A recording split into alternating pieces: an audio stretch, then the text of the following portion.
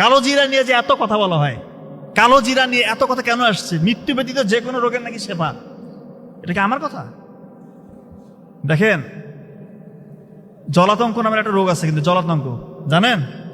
কুকুর বিড়াল কামড় দিলে একটা রোগ হয় জলাতঙ্ক। পৃথিবীতে ক্যান্সারের চিকিৎসা আছে, জলাতঙ্কের কোনো চিকিৎসা নাই। জলাতঙ্ক হয়ে গেলে তার মৃত্যু, আল্লাহ যদি বাঁচায় বিশেষ কারিশমা দেখিয়ে, সেটা আল্লাহ তাআলার ইচ্ছা, সেটা হতেই পারে। কিন্তু এখন পর্যন্ত আমরা দেখি নাই যে কারো জলাতঙ্ক হয়েছে সে বেঁচে গিয়েছে। জলাতঙ্ক হলে মৃত্যু নিশ্চিত। জলাতঙ্ক হয় কি দিয়ে? 6টা প্রাণী মনে রাখবেন: কুকুর, বিড়াল, শেয়াল, খেকশিয়াল, বেজি, বানর। এই 6টা প্রাণী, এটা মনে রাখবেন। এটা কখনো যদি কামড় দেয় বা আঁচড় দেয়, কখন এটাকে ইগনোর করবেন না। ওই জায়গাটা 20 মিনিট ধরে ধুয়ে নেবেন, 20 মিনিট ধরে সাবান দিয়ে ধুবেন।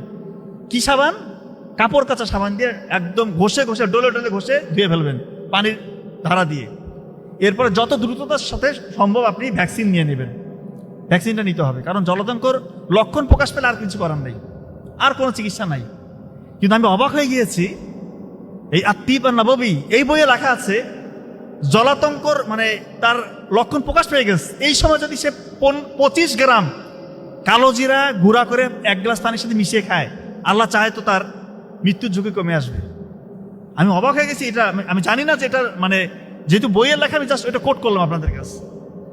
হতেই পারে, কারণ আল্লাহ তাআলা একটা কথা বলেছেন যে মৃত্যু ব্যতীত যে কোনো রোগের সেবা, এমনি এমনি বলেন। এটা নিয়ে গবেষণা করতে হবে। হয়তোবা কালো জিরাকে কি কোন প্রসেসে অ্যাপ্লাই করলে, কোন তাপ, কোন চাপ, কোন ফরম্যাটে দিলে কোন রোগের জন্য সেবা হবে, এটা আমরা হয়তো এখন আবিষ্কার করতে পারিনি, কিন্তু কালো জিরার মধ্যে বিষয় আছে।